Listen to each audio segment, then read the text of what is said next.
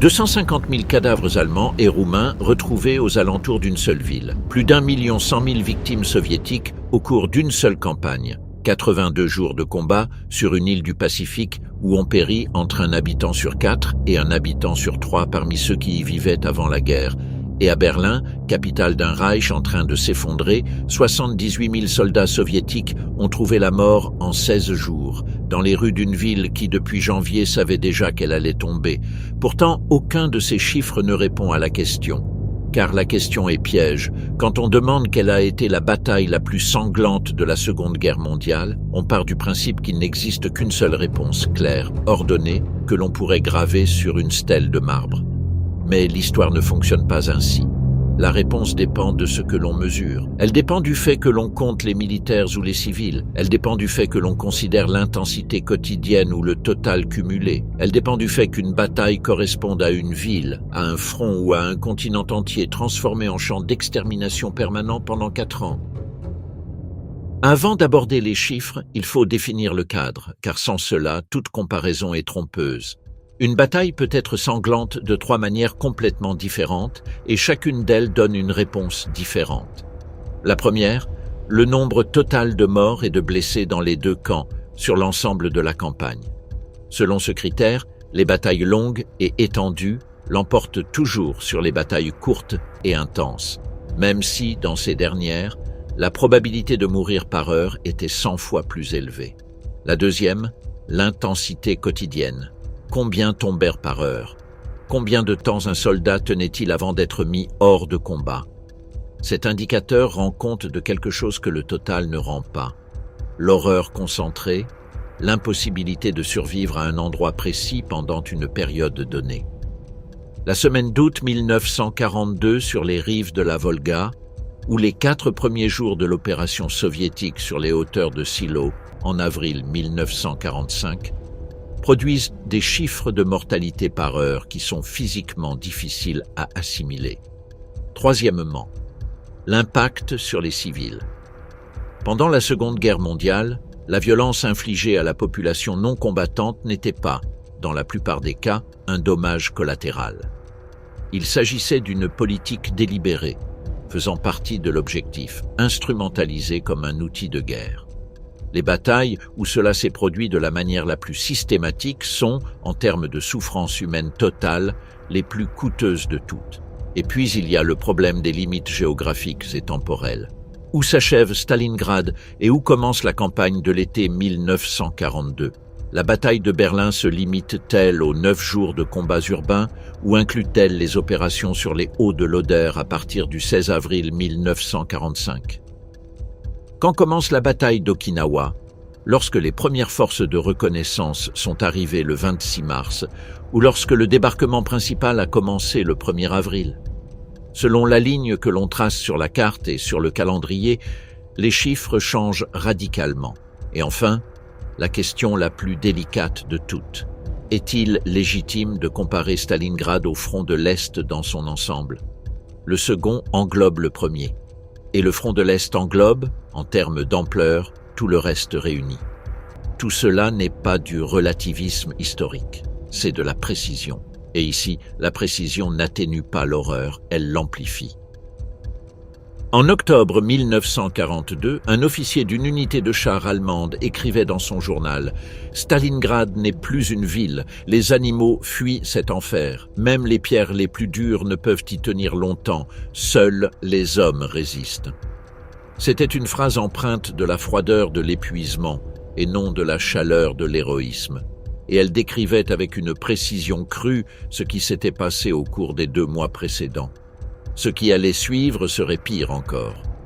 La bataille de Stalingrad débuta officiellement le 17 juillet 1942, lorsque des unités d'avant-garde de l'armée allemande du Sud entrèrent en contact avec les forces soviétiques au Grand Coude du Don, à environ 150 km au nord-ouest de la ville. Mais les véritables combats urbains, ceux qui ont ancré le nom de Stalingrad dans la mémoire collective, ont commencé le 23 août 1942, lorsque la Luftwaffe, sous le commandement du colonel-général Wolfram von Richthofen, a lancé l'un des bombardements aériens les plus intenses de toute la guerre sur une ville encore peuplée de civils. Entre le 25 et le 31 juillet, avant même l'assaut terrestre direct, 32 navires soviétiques furent coulés sur la Volga et 9 autres gravement endommagés par des attaques aériennes allemandes. Lorsque le bombardement du 23 août atteignit son paroxysme, le ciel s'embrasa d'une lueur orange. D'énormes colonnes de fumée noire s'élevèrent pendant des heures. La Volga, sur les rives de laquelle s'étendait la ville sur près de 50 km, fut recouverte de carburant en feu provenant des dépôts de pétrole incendiés. Les estimations du nombre de civils tués ce jour-là s'élèvent à plusieurs dizaines de milliers. La ville que les Allemands voulaient conquérir fut réduite en quelques heures à un champ de ruines. Mais il y avait dans cette destruction quelque chose que Richthofen n'avait pas prévu. Les ruines constituaient, pour le défenseur, un énorme avantage tactique. Le lieutenant-général Vassili Ivanovitch Tchouikov prit le commandement de la 62e armée soviétique le 11 septembre 1942, alors que la situation était désespérée. Les forces allemandes avaient déjà atteint le fleuve. Certains secteurs des rives de la Volga étaient tombés aux mains des Allemands. La profondeur du territoire défendu par Tchouikov s'élevait à plusieurs centaines de mètres à certains endroits. Il y avait littéralement des rues où, si l'on tombait du mauvais côté, on se retrouvait dans l'eau. Tchouikov avait 42 ans. Il avait combattu pendant la guerre civile russe et la guerre soviéto-finlandaise. Il était connu pour la férocité de son tempérament et pour la discipline absolue qu'il imposait. Dans ses mémoires, il raconte avoir personnellement frappé plus d'un officier qui avait tenté de battre en retraite sans ordre exprès. Mais ce qui a marqué la défense de Stalingrad, c'est son génie tactique particulier. Sa solution aux problèmes posés par la Wehrmacht, qui disposait d'une supériorité écrasante en matière d'artillerie et d'aviation, consistait en ce qu'il appelait « enlacer l'ennemi ». Rapprocher les lignes soviétiques si près des lignes allemandes que l'artillerie et les avions nazis ne puissent bombarder sans tuer les leurs. La doctrine de Tchouikov transforma chaque bâtiment en forteresse, chaque étage en champ de bataille distinct, chaque escalier en couloir de la mort. Car si les Allemands utilisaient leur aviation dans ce combat à 30 mètres de distance, ils bombardaient leur propre position. La 62e armée utilisa plus de grenades pendant la bataille de Stalingrad que pendant tout le reste de la guerre réunie. Il en résulta un combat d'une brutalité sans pareille sur le front occidental. Les soldats soviétiques et allemands se battaient pour des pièces individuelles, pour des canalisations d'égouts, pour le contrôle d'une seule fenêtre donnant sur une cour en ruine. Tchouikov organisait ses défenses de manière à créer des zones d'élimination dans les rues. Les bâtiments fortifiés canalisaient les colonnes allemandes vers des ruelles minées et balayées par l'artillerie anti-chars camouflée. Lorsque les fantassins et les blindés ennemis pénétraient dans ces pièges, les tirs de mortier les séparaient et les deux composantes étaient éliminées séparément. Dans le complexe industriel de Barikadi, les lignes soviétiques et allemandes se trouvaient parfois séparées par moins de 30 mètres pendant des semaines entières. Mamaïev-Kurgan, la butte indiquée sur les cartes sous le nom de Côte 102,0, qui dominait l'horizon de la ville et l'accès au fleuve, changea de main à de nombreuses reprises. Les Allemands tentèrent de s'en emparer jusqu'à 12 fois en une seule journée. À la fin de la bataille, le sol de la butte était tellement imprégné de shrapnel et d'ossements qu'il fut impossible d'y cultiver quoi que ce soit pendant des années. La maison Pavlov, un immeuble de 4 étages situé près du fleuve, est devenu l'un des symboles les plus connus de la bataille.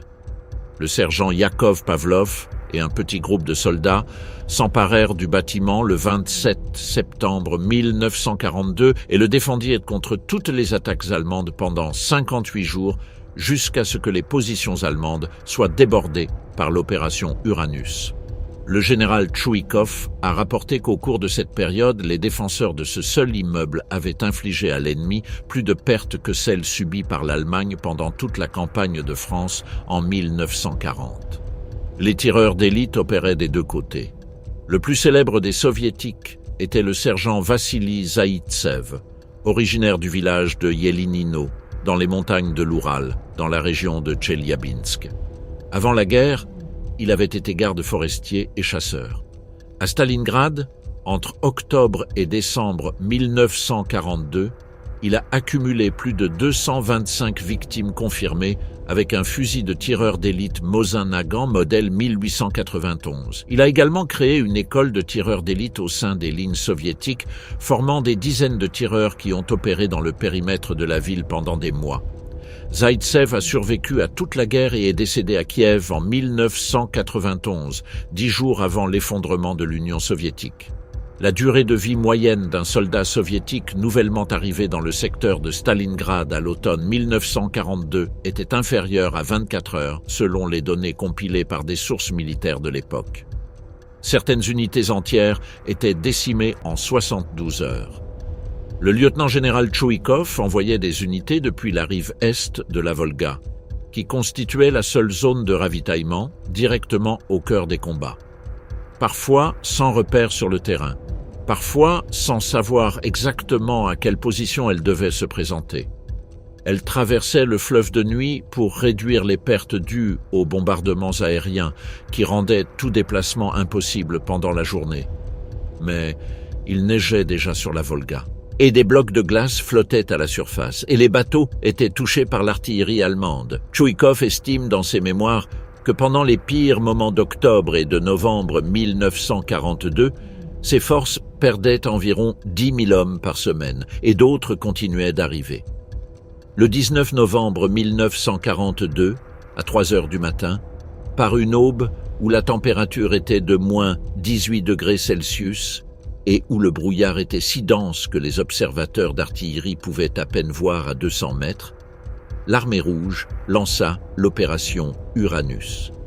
C'était la contre-offensive que le maréchal Georgi Konstantinovitch Zhukov et le colonel-général Alexandre Mikhailovitch Vassilievski, chef d'état-major, avaient préparée en secret pendant des mois, tandis que les forces allemandes s'épuisaient dans les rues de Stalingrad.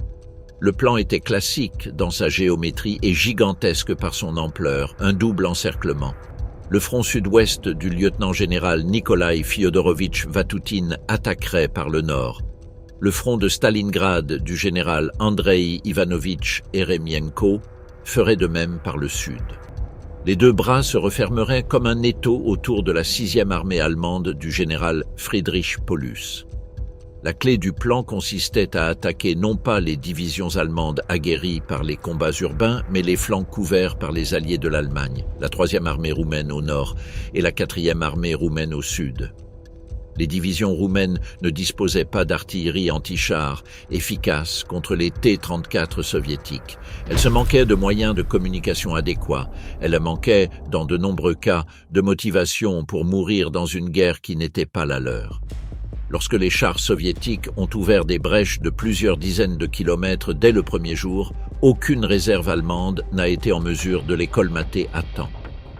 D'après les données documentées par David M. Glantz et Jonathan M. House dans Endgame at Stalingrad, Université du Kansas 2014, l'effectif total du front sud-ouest s'élevait, le 19 novembre 1942, à 389 902 hommes, dont 331 984 en force de combat, appuyés par 8 655 canons et mortiers, 721 chars opérationnels et 359 avions de combat. La préparation d'artillerie précédant l'attaque a duré 80 minutes, avec des densités de tir que les archives soviétiques ont qualifiées de sans précédent sur le front sud-ouest jusqu'à cette date. Staline exigea des planificateurs un secret absolu. Les mouvements de troupes ne se faisaient que de nuit, avec un silence radio obligatoire, et les routes furent débarrassées de toute personne suspecte par le NKVD dans une bande de 25 km derrière les lignes de départ. La poche de Stalingrad fut refermée le 23 novembre 1942, lorsqu'une colonne de reconnaissance de la brigade mécanisée du lieutenant-colonel Georgi Filipov rejoignit à Sovetski les forces du front de Stalingrad, coupant ainsi toutes les lignes de ravitaillement terrestre de Paulus. Environ 284 000 soldats de l'Axe se retrouvèrent encerclés, selon les estimations les plus prudentes issues des archives soviétiques examinées par Glantz. bien que certaines sources portent ce chiffre à plus de 300 000. La 6e armée allemande, plus de la moitié de la 4e armée blindée et les vestiges d'unités roumaines se retrouvèrent piégés dans une poche où la température descendait jusqu'à moins 40 degrés en janvier et où les ravitaillements étaient insuffisants, même avant l'encerclement.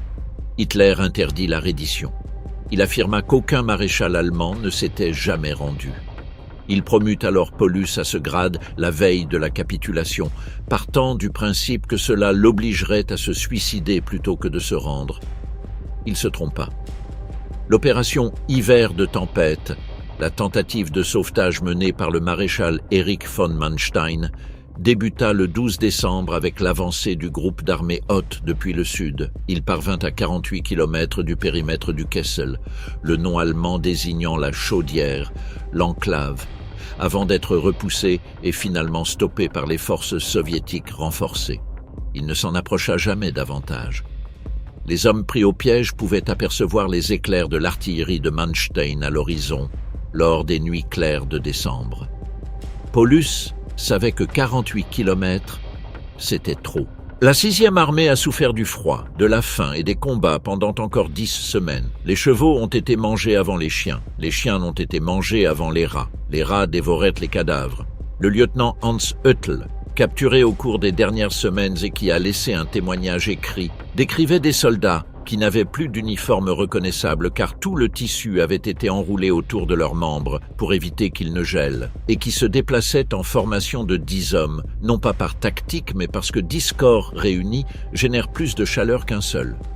Le 31 janvier 1943, Friedrich Paulus, qui venait d'être promu Feldmaréchal la nuit précédente sur ordre personnel d'Hitler, se rendit dans le sous-sol du grand magasin Univermag de Stalingrad. C'est le sous-lieutenant Fyodor Ilchenko et les hommes de la 38e brigade motorisée de fusiliers qui sont arrivés dans le sous-sol et ont trouvé le Feldmaréchal. Ilchenko a rapporté par écrit que Paulus était assis sur une chaise, le visage couvert d'une barbe de plusieurs jours, et qu'il n'avait guère réagi lorsqu'on lui avait annoncé qu'il était prisonnier. C'était la première fois qu'un maréchal allemand tombait prisonnier de l'ennemi. 2 jours plus tard, le 2 février 1943, le dernier bastion de résistance dans le secteur nord de la ville, le 11e corps d'armée du général Karl Strecker, capitula. Sur les 91 000 soldats qui se sont rendus au cours de ces dernières semaines, l'estimation la plus couramment citée est que seuls 5 000 à 6 000 sont rentrés en Allemagne. La plupart l'ont fait entre 1953 et 1955, une décennie après la fin de la guerre. Les autres sont morts dans les camps de travail et de prison soviétiques, victimes du froid, de la maladie, de la faim et de l'épuisement. Certains sont morts dès les premiers jours de leur captivité, lorsqu'ils ont été contraints de marcher des centaines de kilomètres par des températures négatives et sans vêtements adaptés. Paulus a survécu et a témoigné lors des procès de Nuremberg. Il est décédé à Dresde en 1957. Ce sont les chiffres globaux de la campagne qui englobent les combats du 17 juillet 1942 jusqu'à la capitulation du 2 février 1943, qui font de Stalingrad ce qu'elle est. Selon l'Encyclopædia Britannica et de nombreuses sources universitaires actualisées, les pertes de l'Axe, allemands, roumains, italiens et hongrois, sont estimées à plus de 800 000 morts, blessés, disparus et capturés, parmi lesquels les corps d'environ 250 000 soldats allemands et roumains ont été récupérés sur le terrain. Les pertes soviétiques consignées dans les registres militaires russes s'élèvent à 1 129 619, dont 478 741 morts ou disparus et 650 878 blessés. Le nombre de civils tués dans la ville est estimé à au moins 40 000. Le total cumulé avoisine les 2 millions de victimes en 200 jours, dans une seule ville au bord d'un fleuve, lors de la plus grande guerre de l'histoire. Pour comprendre ce qui a rendu Stalingrad si meurtrière, il faut regarder au-delà des combats urbains. La débâcle de la 6e armée allemande n'a pas été seulement une défaite militaire. Elle a été le résultat de décisions stratégiques qui se sont accumulées au fil des mois et qui ont fait de Stalingrad un piège dont Paulus n'avait aucune issue possible. L'opération Bleue nom de code de la grande offensive allemande de l'été 1942, n'avait pas pour objectif principal la ville sur la Volga, mais les champs pétrolifères du Caucase. Stalingrad était, dans la conception initiale, une cible secondaire dont la prise servirait à protéger le flanc nord de l'avance vers le sud. Mais le nom de la ville, qui portait celui de Staline lui-même, a donné à l'opération une autre dimension. Hitler a ordonné que Stalingrad soit prise. Staline a ordonné que Stalingrad soit défendue. Ce qui avait commencé comme un objectif stratégique secondaire est devenu le point de convergence majeur de la volonté politique des deux dirigeants. Il en résulta que la 6e armée, la force la plus importante et la mieux équipée de l'ordre de bataille allemand à l'Est, ayant acquis son expérience au combat au cours de plus de 2 années de victoire, fut systématiquement entraînée dans un combat urbain qui annulait tous ses avantages. L'artillerie lourde ne pouvait pas opérer dans des rues détruites sans tuer ses propres troupes. Les chars étaient vulnérables aux tireurs d'élite équipés d'armes anti-chars tirant depuis des fenêtres situées à 3 mètres. La Luftwaffe, qui avait dominé l'espace aérien au-dessus du front de l'Est pendant plus d'1 an, ne pouvait pas bombarder lorsque la ligne de front avait la largeur d'un mur de briques. Et pendant ce temps, les flancs.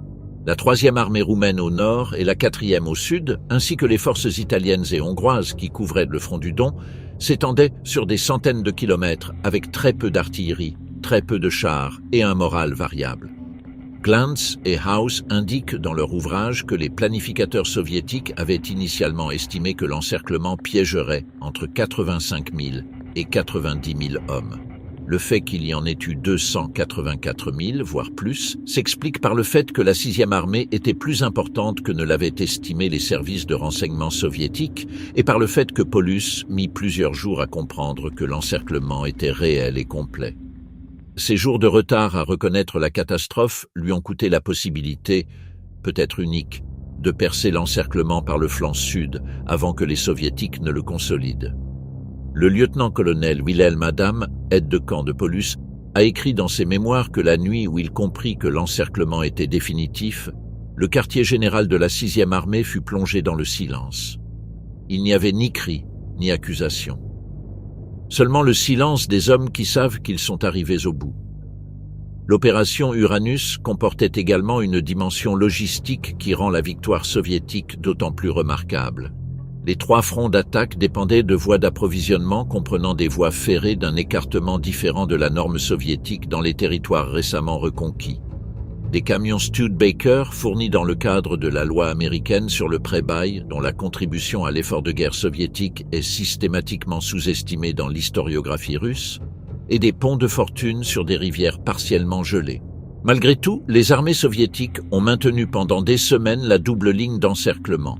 La ligne intérieure qui resserrait le Kessel et la ligne extérieure qui bloquait les tentatives de secours de Manstein. La discipline du secret fut un autre facteur déterminant. Glantz rapporte que Staline imposa un silence radio absolu pour tous les mouvements de troupes pendant la période précédant l'offensive.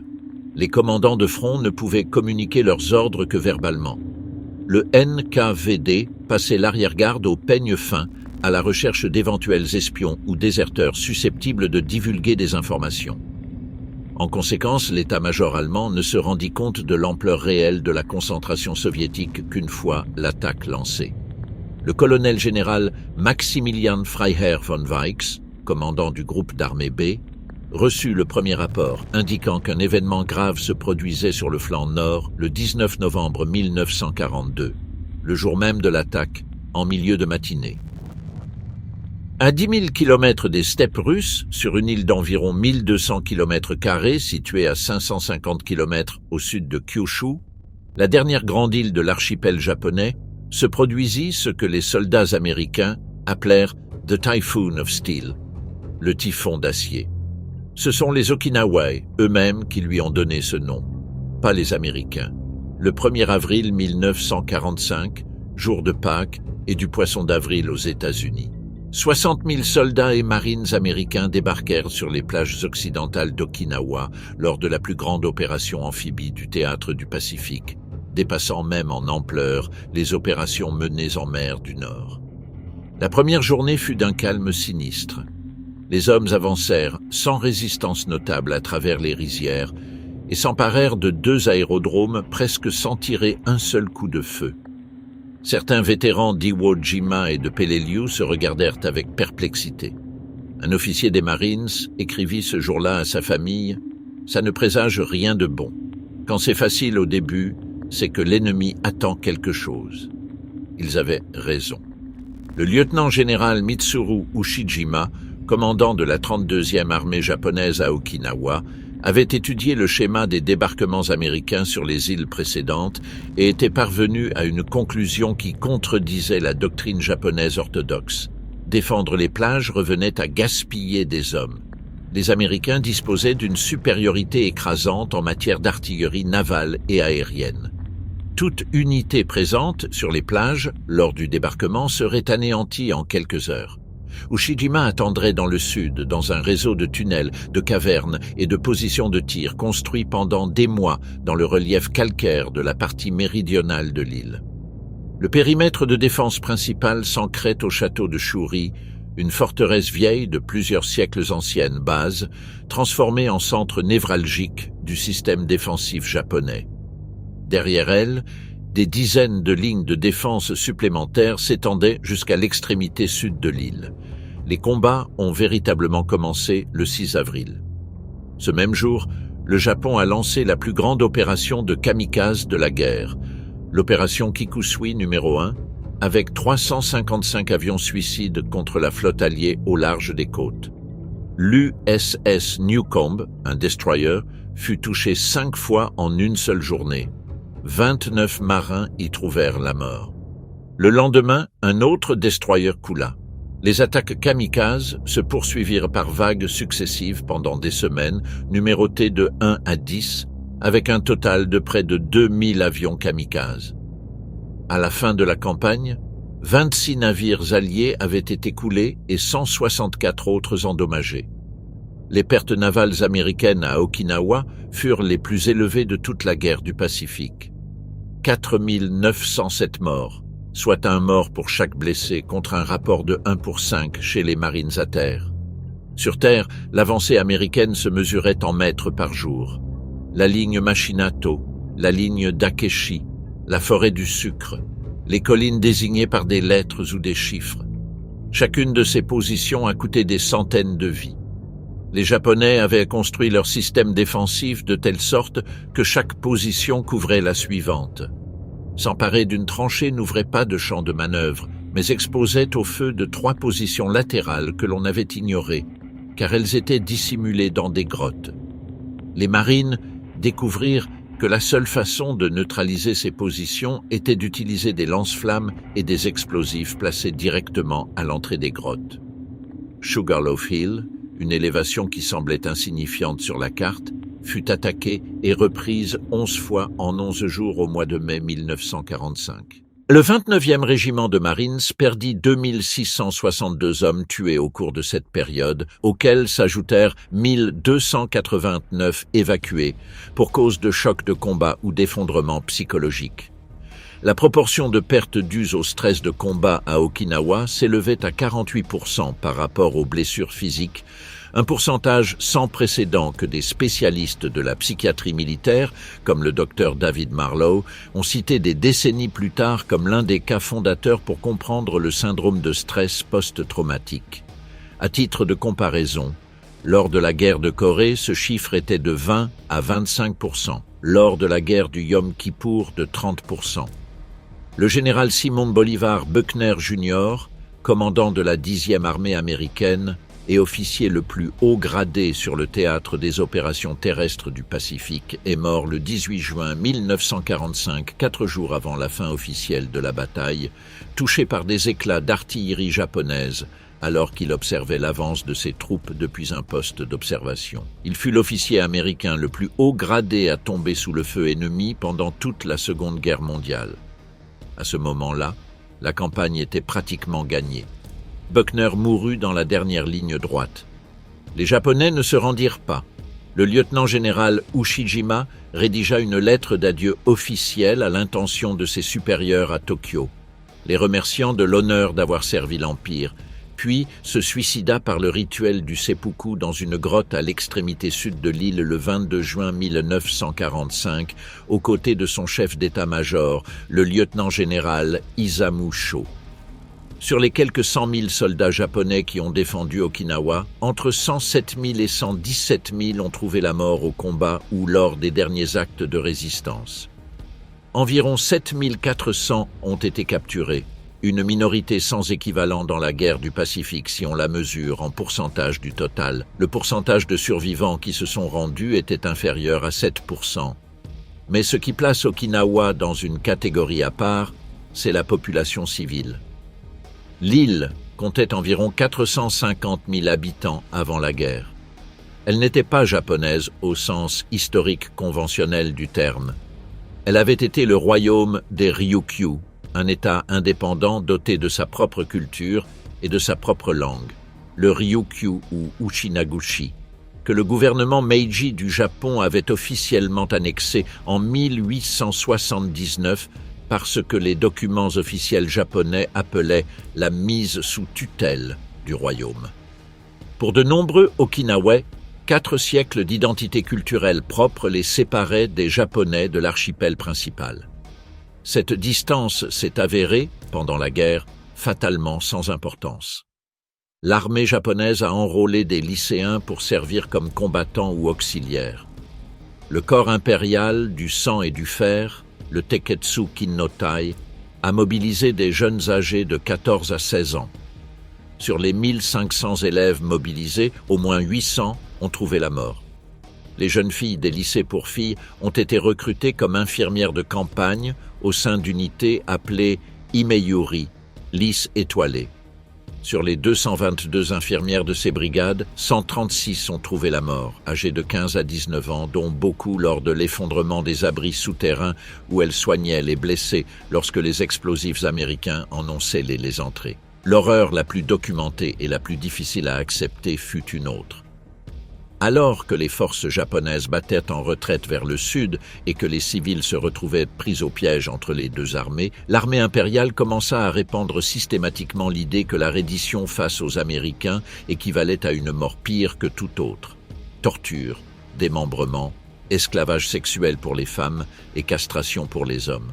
Certains officiers ont distribué des grenades aux familles civiles en leur donnant des instructions explicites. L'ordre, explicite ou implicite selon les cas, était de préférer la mort collective à la capture. Dans les grottes du sud de l'île, des familles entières se sont suicidées. Des parents ont tué leurs enfants avant de mettre fin à leur jour. Des groupes de voisins ont fait exploser des grenades dans des espaces clos. Ces décès n'étaient ni marginaux ni isolés. Ils expliquent pourquoi le pourcentage de civils tués par rapport à la population antérieure est si élevé. Les estimations concernant le nombre de victimes civiles à Okinawa varient, selon les sources consultées, entre 100 000 et 150 000. Le Musée national de la guerre du Pacifique, situé à Fredericksburg, au Texas, cite le chiffre de 150 000. L'Encyclopædia Britannica estime ce chiffre à au moins 100 000. Quel que soit le chiffre retenu, représentant entre 22 et 33% de la population totale de l'île avant la guerre, il s'agit de l'un des plus élevés jamais enregistrés pour une seule campagne de courte durée pendant la Seconde Guerre mondiale. Le nombre total de pertes américaines a dépassé les 49 000, dont plus de 12 500 morts, 2 938 dans le corps des Marines, 4 675 dans l'armée de terre et 4 907 dans la marine. Ce fut la campagne la plus coûteuse pour les États-Unis sur l'ensemble du théâtre du Pacifique. Et c'est précisément ce qui a déclenché la décision d'utiliser les bombes atomiques. Les estimations des pertes pour l'opération olympique, l'invasion prévue de l'île de Kyushu prévue pour l'automne 1945, oscillaient entre 500 000 et 1 million de pertes américaines selon les estimations les plus souvent citées, celles du général Douglas MacArthur et de son chef des renseignements, le général de division Charles Willoughby. Le gouvernement japonais avait mobilisé environ 2 millions de soldats à Kyushu et avait commencé à armer la population civile avec des bâtons de bambou et des explosifs de fortune.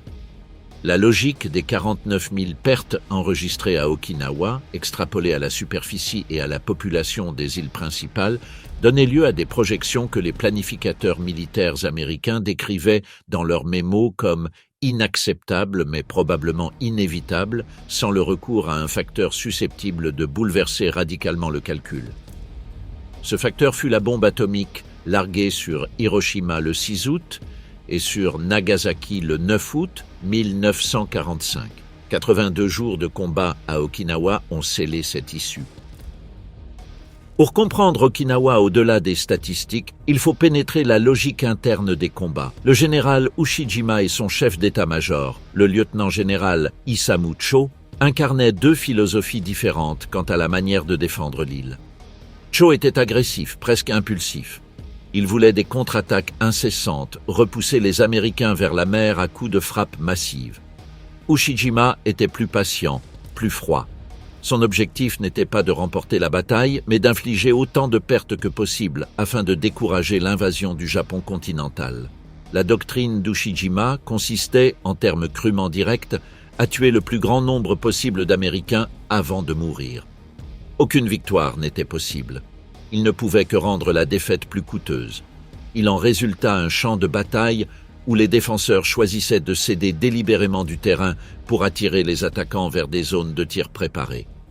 Chaque kilomètre pris par les Marines ou l'armée de terre pouvait être celui où se trouvait la prochaine position cachée, le prochain bunker creusé dans la roche, la prochaine salle abritant 200 soldats avec suffisamment de munitions pour tenir des semaines.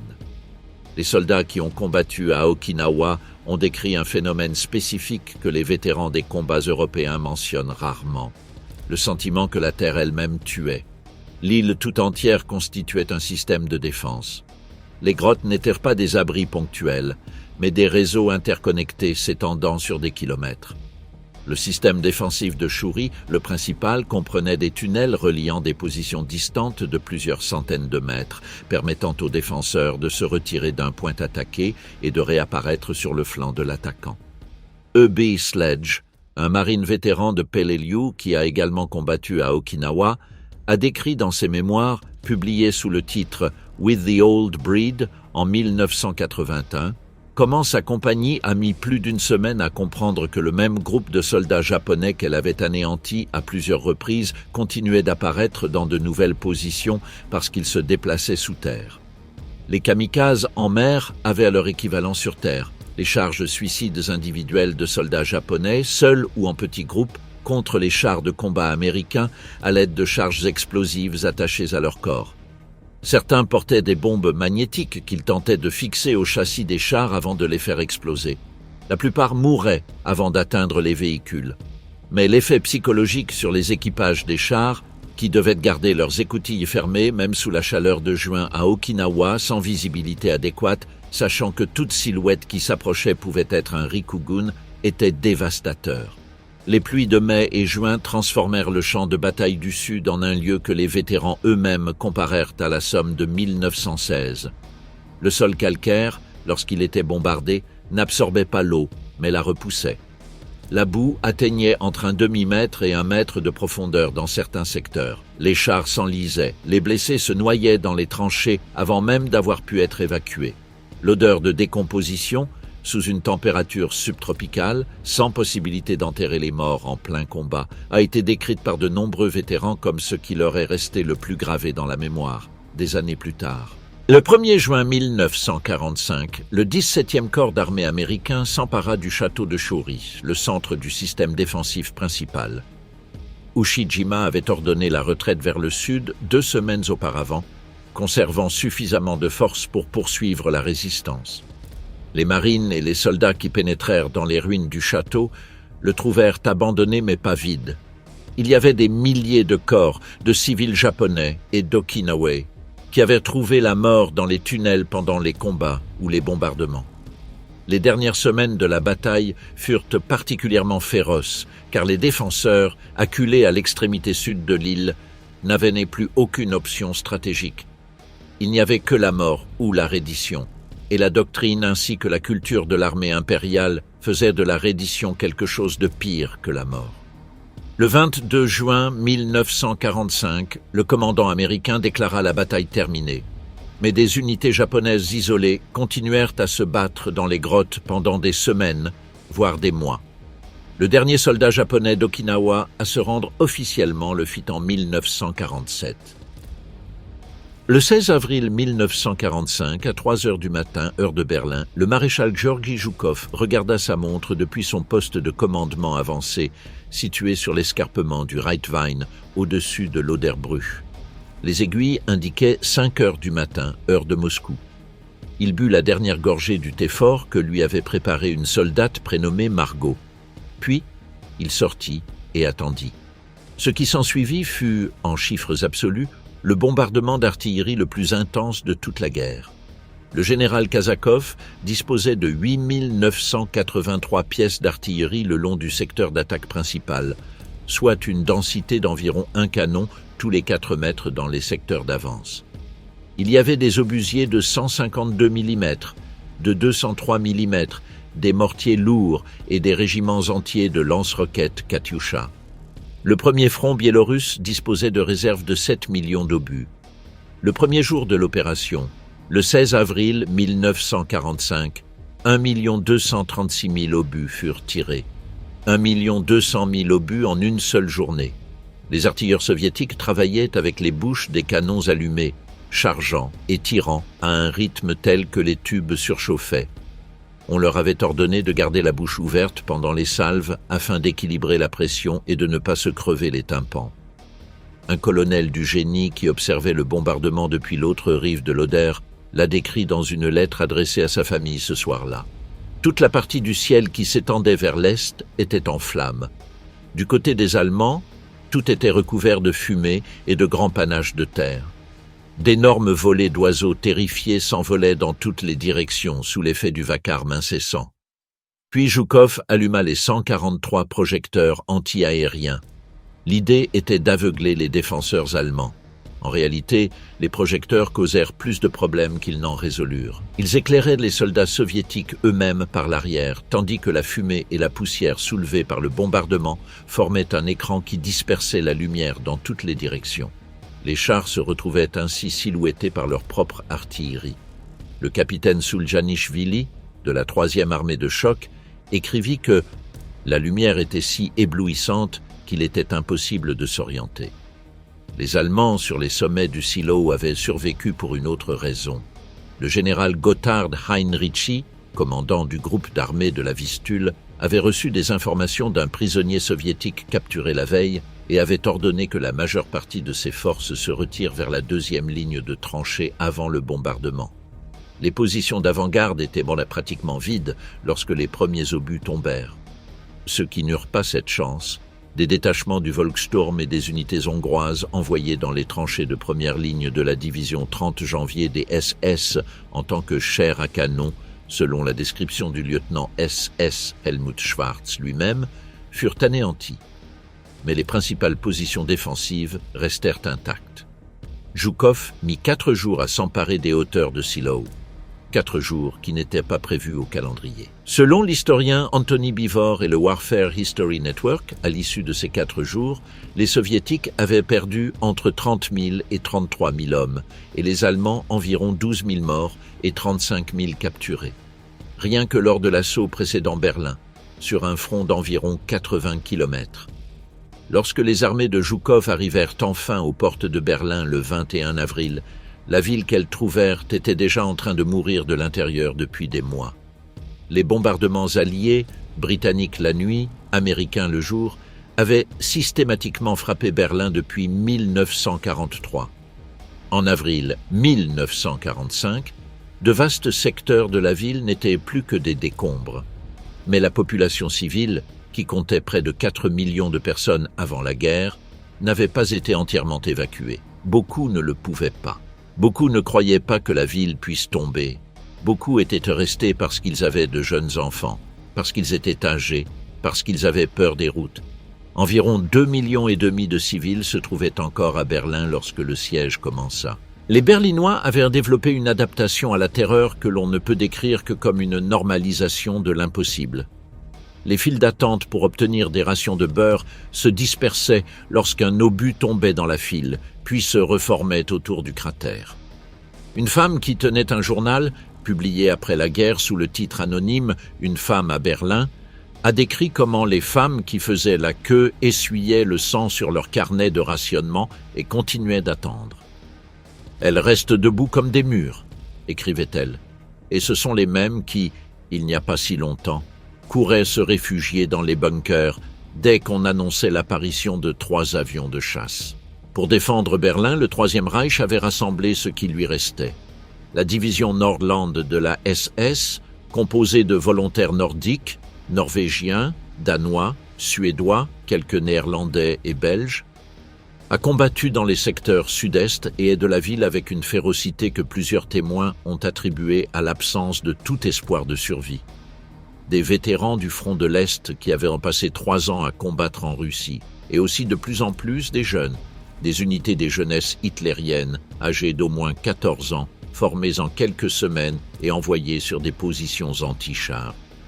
La chroniqueuse anonyme les a vus dans une rue et a écrit « Des enfants à l'air tendre sous d'énormes casques d'acier, minuscules et chétifs, vêtus d'uniformes trop grands pour eux. » Le général Karl Weidling, nommé commandant de la garnison de Berlin le 23 avril 1945, décrivit par la suite que son corps de Panzers avait été divisé pour renforcer des détachements du Volkssturm. Ces chars opérationnels se comptaient sur les doigts d'une main. Les munitions étaient rares. Le général Steiner, dont Hitler attendait désespérément la contre-attaque le matin du 22 avril pour briser l'encerclement soviétique venant du nord, n'attaqua pas car il ne disposait pas de forces suffisantes pour le faire. Lorsque Jodl et Keitel en informèrent Hitler lors de la réunion d'évaluation de la situation à midi ce jour-là, ce fut la première fois de la guerre qu'Hitler admit publiquement que la bataille était perdue. S'ensuivit l'effondrement du dernier vestige de rationalité au sein du commandement du Reich. Le 25 avril, Berlin fut complètement encerclée. Le même jour, des soldats soviétiques et américains se rencontrèrent à Torgau, sur l'Elbe. Le Reich fut coupé en 2. À partir de ce moment-là, la ville était livrée à elle-même. Ce qui s'ensuivit au cours des 9 jours suivants fut un carnage systématique sur une superficie d'environ 880 km², la superficie du Grand Berlin de l'époque, avec plus de 2 millions de civils pris au piège au milieu. 4 armées soviétiques opérant simultanément à l'intérieur de la ville se bombardèrent mutuellement lors d'au moins 3 incidents documentés. Les canons de siège de 600 mm que le général Kazakov avait fait acheminer par un train spécial tiraient des obus d'une demi-tonne. Les chars T-34 avançaient sur les grandes avenues.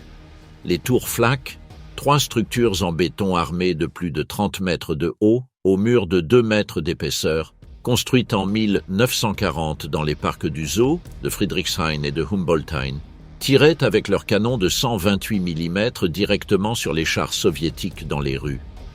Au niveau le plus bas, les combats étaient identiques à ceux de Stalingrad, mais à l'envers. C'étaient désormais les soviétiques qui se collaient aux lignes allemandes pour éviter les bombardements de leur propre artillerie. Vassili Grossman, l'écrivain et journaliste affecté à la 8e armée de la garde de Tchoukov, a arpenté les rues pendant ces journées et les a décrites avec son sang-froid clinique habituel. Certains des morts avaient succombé, écrasés par les chars, tordus comme des tubes de pâte. J'ai vu une vieille femme sans vie, la tête appuyée contre un mur, assise sur un matelas près d'une porte d'entrée, le visage marqué par une douleur silencieuse et éternelle. Hitler s'est suicidé le 30 avril 1945 à 15h30, heure de Berlin, dans le bunker situé sous la nouvelle chancellerie du Reich, aux côtés d'Eva Braun, qu'il avait épousée moins de 40 heures auparavant. Leurs corps furent incinérés dans le jardin de la chancellerie, conformément à leurs propres instructions préalables. Le Reichstag, le bâtiment que Staline avait désigné comme cible symbolique de la conquête, fut pris cette même nuit par des unités de la 3e armée de choc soviétique, bien que la légende officielle selon laquelle Yegorov et Kantaria auraient tissé le drapeau rouge au sommet du bâtiment ait été partiellement reconstituée pour la photo de propagande prise quelques jours plus tard. Le 2 mai 1945, le général Weidling signa la capitulation de la garnison de Berlin devant le général Vassili Tchoïkov, au quartier général de la 8e armée de la garde, que Tchoïkov avait établi dans un lotissement de la périphérie de la ville. C'était le même homme qui avait signé la défense de Stalingrad 2 ans et demi plus tôt. La boucle était bouclée. Les chiffres de l'opération de Berlin dans son ensemble, depuis son lancement sur l'Oder le 16 avril jusqu'au 8 mai 1945, date à laquelle l'Allemagne signa la capitulation définitive, s'élèvent, selon les registres soviétiques cités par Bivor, 304 887 morts, blessés et disparus sur les 3 fronts engagés, auxquels s'ajoute la perte de 2165 chars et véhicules blindés, 1220 canons et 527 avions. À eux seuls, les combats du 16 avril au 2 mai ont fait 78 291 morts soviétiques et 274 184 blessés. Les pertes militaires allemandes sont estimées à environ 92 000 morts pour l'ensemble de l'opération de Berlin. Le nombre de civils tués dans la ville, dont beaucoup se sont suicidés, se situe entre 20 000 et 50 000. De 1945 à aujourd'hui, environ 1 millier de cadavres sont découverts chaque année lors des fouilles menées à Berlin. Sur les versants des sommets de silos, dans les Pinèdes, au sud de la ville, sur les terrains où de nouveaux bâtiments sont construits dans la capitale réunifiée. Le 1er mai 1945, à 2h15 du matin, le jeune animateur Richard Bayer présenta la dernière émission du Großdeutscher Rundfunk depuis le studio souterrain de la Masurenallee. Les émetteurs de Tegel avaient été épargnés par l'avancée soviétique. Son texte disait « Le Führer est mort. Vive le Reich ». Bayer lut le texte, éteignit le micro et alla se coucher dans un sous-sol voisin.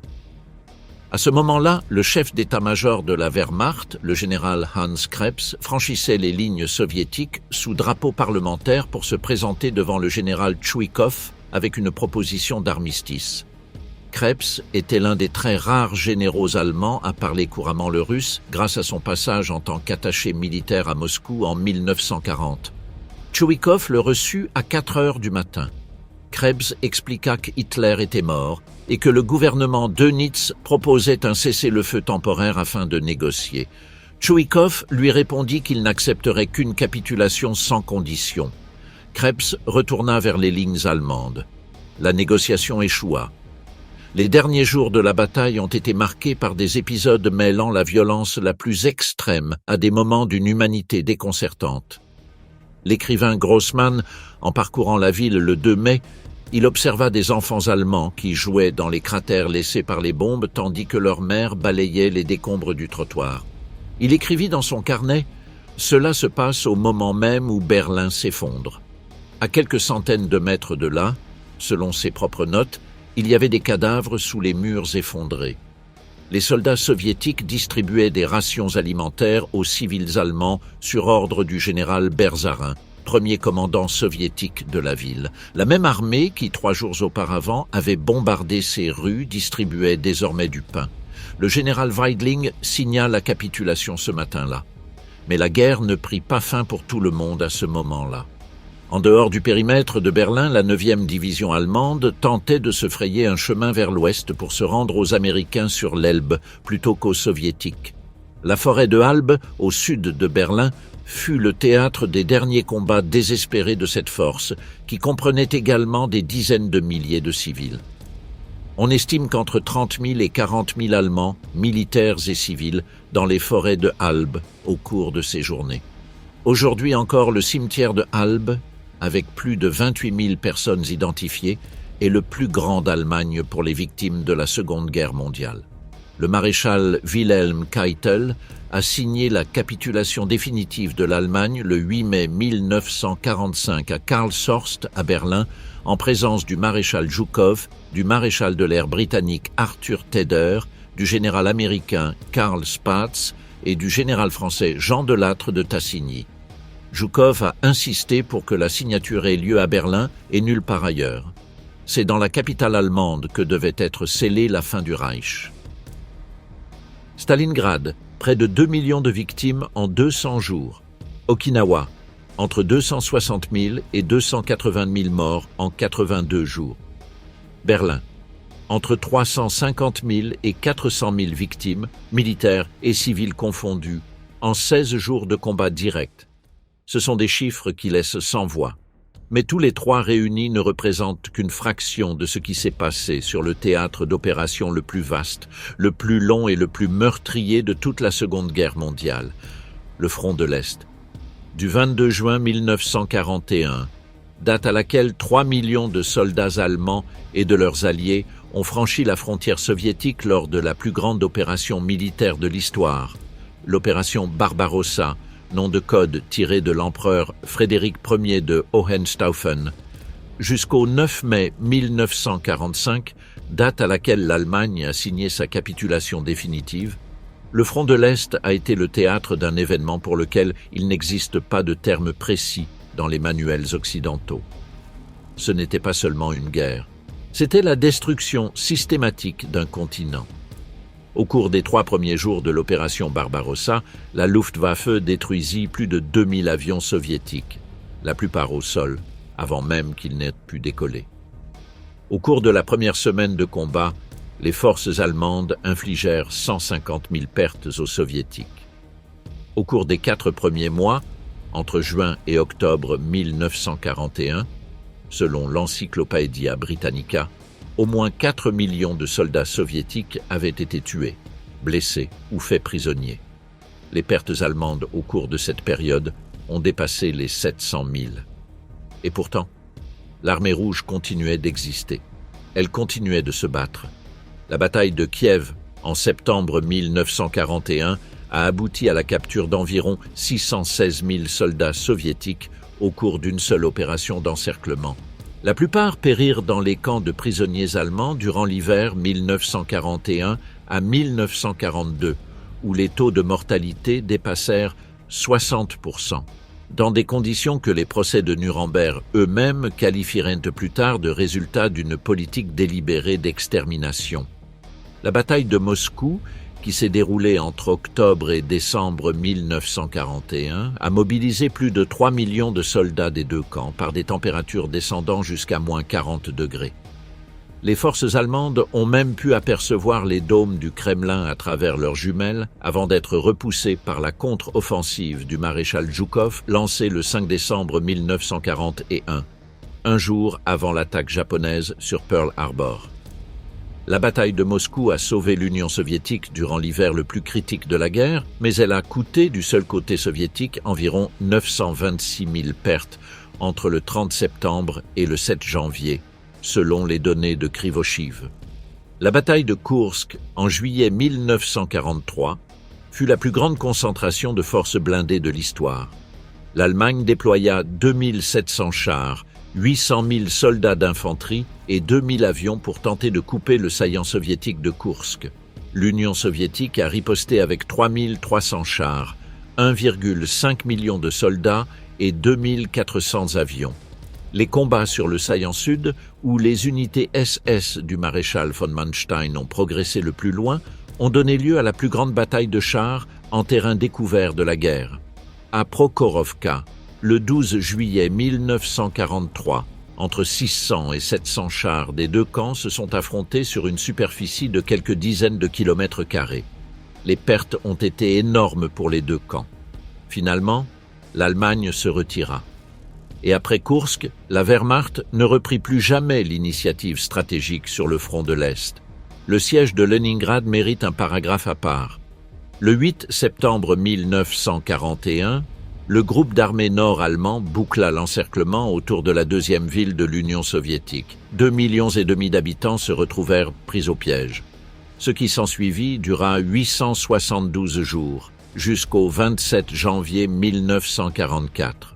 Au cours de l'hiver le plus terrible, celui de 1941 à 1942, la ration quotidienne de pain pour les non-travailleurs, personnes âgées, enfants, chômeurs, tomba à 125 grammes.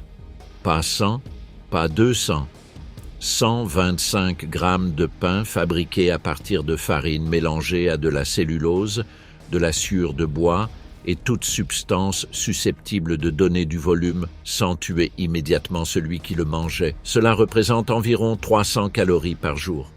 Le corps humain a besoin de 2000 à 2500 calories pour fonctionner. Au cours de l'hiver 1941 à 1942, environ 11 000 civils mouraient chaque mois à Leningrad, la plupart de faim. Des cas de cannibalisme ont été documentés. La police soviétique a consigné dans les archives du siège plus de 2000 cas confirmés. À la fin du siège, selon diverses sources, entre 800 000 et 1 million de civils étaient morts à l'intérieur de la ville assiégée, la grande majorité par inanition. L'écrivaine Tania Savicheva, alors âgée de 12 ans, a tenu un journal pendant le siège, dans lequel elle a noté un par un les décès de chaque membre de sa famille. La dernière note disait « Les Savichev sont morts. Ils sont tous morts. Il ne reste plus que Tania. » Tania elle-même a été évacuée et est morte en juillet 1944 des suites de la faim et de la maladie. Son journal intime est conservé au musée du Blocus de Saint-Pétersbourg et a servi de preuve lors des procès de Nuremberg. Sur les quelques 70 millions de morts attribués à l'ensemble de la Seconde Guerre mondiale, plus de 30 millions ont eu lieu sur le front de l'Est, selon le musée militaire Pritzker de Chicago et la plupart des historiens universitaires qui travaillent sur les archives soviétiques déclassifiées depuis la chute de l'URSS. L'Union soviétique a perdu environ 27 millions de personnes, dont 8,7 millions de militaires et environ 19 millions de civils. L'Allemagne a enregistré entre 5 et 6 millions de morts parmi ses militaires, la grande majorité d'entre eux ayant péri sur le front de l'Est. L'historien allemand Rüdiger Overmans, dans son ouvrage Deutsche militärische Verluste im Zweiten Weltkrieg, 1999, a estimé le nombre total de pertes militaires allemandes à environ 5,3 millions de morts. Pour mettre tout cela en perspective, les États-Unis ont perdu sur l'ensemble de la guerre et sur tous les théâtres d'opérations de la planète confondus environ 400 000 hommes. L'Union soviétique perdait ce nombre d'hommes en quelques semaines seulement au pire moment de 1941 et 1942. Les chiffres du front de l'Est ne peuvent être dissociés d'un élément qui les rend uniques dans l'histoire de la guerre moderne. L'intention d'extermination qui a accompagné les opérations militaires dès le premier jour. La directive relative aux commissaires, émise par le haut commandement de la Wehrmacht le 6 juin 1941, ordonnait l'exécution immédiate de tous les commissaires politiques soviétiques capturés, leur refusant ainsi le statut de prisonnier de guerre garanti par la Convention de Genève. Cette directive n'était pas le fruit de décisions prises dans le feu de l'action. Elle avait été rédigée, révisée, signée et diffusée de manière réfléchie avant même le début de la guerre. Le plan de la faim, élaboré par les instances économiques du Reich sous la coordination du secrétaire d'État Herbert Bach entre janvier et mai 1941, stipulait explicitement que les territoires soviétiques conquis devaient approvisionner en denrées alimentaires l'armée allemande et la population du Reich. La conséquence arithmétique de ce plan, calculée par ses propres auteurs, était la mort par famine de dizaines de millions de personnes dans les territoires occupés. Il ne s'agissait pas d'un effet secondaire indésirable, c'était un résultat prévu et accepté. Les archives du procès de Nuremberg comprennent des mémos dans lesquels les planificateurs allemands discutent du nombre de victimes attendues, comme s'il s'agissait d'une variable logistique. Les camps de prisonniers de guerre soviétiques situés sur le territoire allemand et polonais affichèrent des taux de mortalité de 60 à 70% durant l'hiver 1941 à 1942. Sur les 5,7 millions de soldats soviétiques capturés pendant toute la durée de la guerre, entre 3,3 et 3,5 millions sont morts en captivité. À titre de comparaison, sur les 231 000 prisonniers anglo-américains détenus par les Allemands, environ 8 000 sont morts. Cette différence n'était pas fortuite. La Convention de Genève s'appliquait aux soldats occidentaux et était jugée sans pertinence pour les « sous-hommes » de l'Est. Tels sont les termes employés par l'idéologue nazi Alfred Rosenberg dans des mémos internes datant de 1941. Les villes soviétiques n'étaient pas seulement des cibles militaires. Leningrad a été délibérément assiégée, non pas pour la prendre, mais pour exterminer sa population. Le plan de Manstein pour Leningrad proposait non pas de conquérir la ville, mais simplement de l'encercler et d'attendre que ses habitants meurent. Hitler a explicitement approuvé cette stratégie. Lorsqu'il a été question de savoir quoi faire si les soviétiques proposaient de se rendre, la réponse figurant dans les documents internes de l'état-major allemand était qu'il ne fallait pas accepter. Une reddition poserait le problème de l'alimentation des civils survivants. Selon les estimations démographiques d'après-guerre, la Biélorussie a perdu entre 25 et 30% de sa population totale pendant la guerre, civils compris. Ce chiffre inclut les exécutions massives de Juifs pendant l'Holocauste, les représailles des SS contre les villages accusés d'abriter des partisans, la déportation de travailleurs forcés et les morts de faim pendant l'occupation. L'historien russo-biélorusse Pavel Polian a estimé que, rien que parmi la population civile non juive, plus de 2 millions de personnes ont péri en Biélorussie. Le reste des victimes biélorusses, soit plus d'un demi-million, étaient constitués de juifs assassinés dans le cadre de l'Holocauste. En Ukraine, le tableau était similaire, voire pire. Le territoire ukrainien a été le théâtre de certaines des plus grandes concentrations de victimes de l'Holocauste en dehors des camps d'extermination polonais. Les massacres de Babi Yar à Kiev, où, en 2 jours de septembre 1941, 33 771 juifs ont été assassinés par les Einsatzgruppen de la SS et des unités auxiliaires, n'ont été que l'épisode le plus connu d'une campagne systématique qui s'est étendue à toute l'Ukraine. Et puis il y eut la riposte soviétique, qui ne peut pas non plus être qualifiée de simplement défensive. Les déportations massives de populations jugées politiquement peu fiables, tchétchènes, tatars de Crimée, allemands de la Volga, coréens, ordonnées par Staline et mises en œuvre par le NKVD pendant les années de guerre ont causé entre 500 000 et 1 million de morts supplémentaires. Les bataillons pénitentiaires soviétiques, les Strafbati, envoyaient les soldats condamnés pour toute faute militaire dans des missions quasi suicidaires en première ligne, afin qu'ils puissent se racheter par le sang.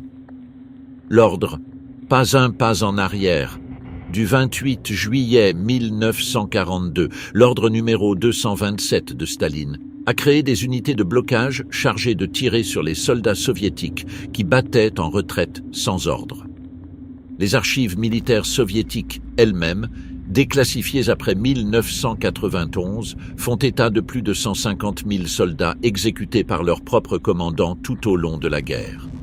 La guerre à l'Est n'était pas seulement une guerre entre armées, c'était un processus de destruction massive se déroulant simultanément sur plusieurs fronts dont l'extermination raciale constituait l'une des facettes et la terreur d'État une autre. À ce stade, la question initiale appelle une réponse honnête. Et cette honnêteté implique de ne pas donner de réponse unique. Si l'on se base sur le nombre total de morts lors d'un seul affrontement défini géographiquement et temporellement, Stalingrad est le candidat le plus solide. Entre 1,7 et près de 2 millions de pertes militaires combinées des deux camps, plus des dizaines de milliers de civils, en 200 jours dans une ville située au bord d'un fleuve. Aucune autre bataille isolée de la histoire documentée de la guerre organisée ne s'approche de ces chiffres. Si l'on se base sur le pourcentage de la population anéantie et la concentration de violence extrême sur les civils dans le cadre d'une seule campagne relativement courte, Okinawa l'emporte avec une marge difficile à exprimer avec des mots. Entre 22 et 33% de la population totale de l'île ont péri en 82 jours. Beaucoup d'entre eux se sont suicidés, poussés à le faire par l'État même qui aurait dû les protéger. Et la décision qui a découlé directement de ces 82 jours, l'utilisation des bombes atomiques, a tué 200 000 personnes supplémentaires en 2 jours, en août 1945. Si l'on se base sur l'intensité de la violence par unité de temps et d'espace, Berlin, au cours des dernières semaines d'avril et du début mai 1945, affiche des chiffres sans équivalent dans l'hémisphère occidental. Plus de 78 000 morts soviétiques en 16 jours d'opération, plus de 92 000 morts allemands au cours de la même période, une ville de 3 millions d'habitants transformée en champ de bataille, et les viols massifs que Bivor documente, jusqu'à 130 000 victimes rien que dans les 2 principaux hôpitaux de Berlin, qui représentent une dimension du coût humain que les statistiques militaires ne reflètent absolument pas. Et si l'on prend pour critère l'ampleur totale de la souffrance humaine, la destruction délibérée en tant qu'instrument politique et le nombre de morts résultant de décisions prises par des États à l'encontre de populations, le front de l'Est dans son ensemble n'a pas d'équivalent dans aucune guerre de l'histoire connue. Plus de 30 millions de morts, la destruction de milliers de villes et de villages, la disparition démographique de générations entières dans certaines régions d'Europe de l'Est. Les historiens disposent d'outils pour mesurer tout cela. Mais il existe une dimension qu'aucune archive ne rend compte. Cette Ukrainienne qui a caché ses enfants sous terre pour que les soldats ne les trouvent pas. Le soldat allemand de 18 ans qui est mort dans un cratère de bombes sur les hauteurs de Silo sans avoir pu voter lors d'une élection. La mère d'Okinawa qui a dû choisir entre livrer sa fille et la voir se faire tuer ou la tuer elle-même. Le civil berlinois qui est sorti de sa cave le 3 mai 1945 alors que l'artillerie s'était déjà tue et qui a trouvé sa rue méconnaissable. Ces personnes ne font pas partie des statistiques, mais elles comptaient aussi.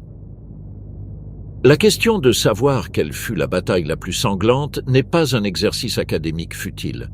Le fait qu'en Occident, le débarquement en Normandie, qui a coûté environ 10 000 pertes alliées au total le 6 juin 1944, soit l'image centrale de la mémoire collective de la Seconde Guerre mondiale, alors que les batailles du front de l'Est, où s'est jouée l'issue de la guerre et où sont morts environ 80% des soldats allemands tombés au combat, ne sont connus principalement que des passionnés d'histoire militaire, en dit long sur la manière dont nous construisons la mémoire historique. Il ne s'agit pas d'une critique morale, c'est une observation sur les mécanismes de la mémoire collective. Nous avons tendance à nous souvenir des batailles que nous pouvons raconter selon notre propre point de vue, avec nos propres héros, avec un début et une fin claire. La Normandie correspond à ce modèle. Le front de l'Est, avec son ampleur incompréhensible, ses fronts s'étendant sur des milliers de kilomètres et ses chiffres de morts qui dépassent tout cadre de référence quotidien, résiste à ce récit. L'historien Richard Overy, dans son ouvrage « Pourquoi les Alliés ont gagné » 1995, soutient que l'issue de la guerre s'est jouée à l'Est. Sans la résistance soviétique en 1941 et 1942, il n'y aurait eu aucune chance de débarquement en Afrique du Nord en novembre 1942, aucun jour J en juin 1944, aucune campagne d'Italie, aucune victoire dans l'Atlantique qui ait eu la moindre valeur. La chaîne causale est directe. Si l'armée rouge n'avait pas stoppé la Wehrmacht à Moscou en décembre 1941, à Stalingrad en février 1943 et à Koursk en juillet 1943, le débarquement en Normandie aurait été une opération menée contre des forces allemandes bien plus nombreuses et mieux positionnées. Il aurait probablement échoué. Il en va de même pour Okinawa et le Pacifique. La bataille la plus sanglante de ce théâtre d'opération n'apparaît pas dans la même phrase que Pearl Harbor ou Midway, qui ont défini l'imaginaire populaire de la guerre dans le Pacifique. Or, Midway fut une bataille navale de 4 jours qui coûta, du côté américain, 307 morts. Okinawa en coûta 12 500. La différence d'ampleur ne se reflète pas dans la différence de mémoire culturelle. Et Berlin, l'image du drapeau rouge sur le Reichstag, la photographie de Yevgueni Kaltei, prise le 2 mai 1945, qui a été partiellement retouchée pour supprimer la montre-bracelet que l'un des soldats portait aux 2 poignets et qui suggérait un pillage, est peut-être l'image la plus reproduite de la fin de la guerre en Europe. Mais très peu de personnes qui connaissent cette photographie connaissent le nom du général Weidling ou savent que plus d'1 millier de cadavres continuent d'être découverts chaque année sur les chantiers de Berlin. L'image s'est ancrée dans les esprits. La réalité qui se cache derrière, beaucoup moins. L'historienne Anthony Beevor, qui a passé des années à lire les journaux intimes et les lettres de soldats soviétiques, allemands et de civils des 2 camps, souligne dans la préface de Berlin's The Downfall 1945 que l'objectif de ses recherches était précisément celui-ci, redonner aux morts leur dimension individuelle, leur nom, leur peur spécifique, leur raison particulière d'être à cet endroit ce jour-là. Les chiffres constituent la structure, les personnes sont ce qui remplit cette structure. La question a une réponse, mais elle en a plusieurs, selon l'aspect de l'horreur humaine que l'on choisit de mesurer. Une seule bataille urbaine, selon des critères strictement militaires de total des pertes combinées, Stalingrad. Le seuil des 2 millions de victimes dans un espace-temps délimité n'a jamais été dépassé dans l'histoire connue de la guerre organisée. Ces 200 jours ont fait plus de morts que toute la Première Guerre mondiale sur le front occidental. Plus de morts que l'ensemble des campagnes d'Afrique du Nord, d'Italie et de France réunies pour les alliés occidentaux. Un seul théâtre d'opération pour son impact sur les civils par rapport à la population totale touchée, Okinawa. Le pourcentage de destruction civile par rapport à la population antérieure n'a d'équivalent dans aucune bataille de l'hémisphère occidental pendant la guerre. Et l'onde de choc d'Okinawa a changé l'issue du conflit dans le Pacifique d'une manière qu'aucune autre bataille prise isolément ne peut revendiquer.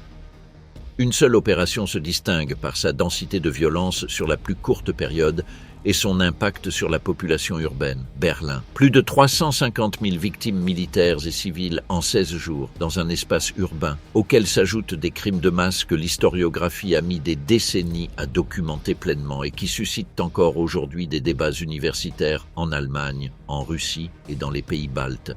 L'ampleur totale, le poids définitif, le chiffre qui écrase tous les autres, le front de l'Est. Plus de 30 millions de morts. Le lieu où la guerre moderne a montré de quoi elle était capable lorsque la technologie industrielle du XXe siècle s'est alliée à la volonté politique d'exterminer des populations entières. Le lieu où l'idéologie nazie et le système stalinien se sont affrontés dans le combat le plus destructeur de l'histoire de l'humanité. La Seconde Guerre mondiale n'a pas connu de bataille plus sanglante. Elle a vu une région du monde se transformer en abîme pendant 4 ans, et au sein de cet abîme, des moments précis, Stalingrad, Okinawa, Berlin, où la concentration de la violence humaine contre elle-même a atteint des extrêmes qui, aujourd'hui encore, 80 ans plus tard, résistent à toute tentative de compréhension simpliste. Paulus écrivit depuis sa captivité en Union soviétique, en 1943, cela fait 2 ans que la catastrophe de Stalingrad a eu lieu et en ce moment même, toute l'Allemagne est en train de se transformer en un gigantesque Stalingrad. Il l'avait dit à d'autres prisonniers allemands dans sa cellule, dont les murs étaient équipés de micros du NKVD. La conversation fut transcrite et envoyée à Beria. Beria la déposa sur le bureau de Staline. Staline lut ces mots et ne répondit rien. Il n'en avait pas besoin. Il avait raison. Les morts ne se disputent pas entre eux le titre de la bataille la plus sanglante. Cela ne les intéresse pas. Mais les historiens ont le devoir de tous les compter. Et nous avons le devoir d'écouter ce récit.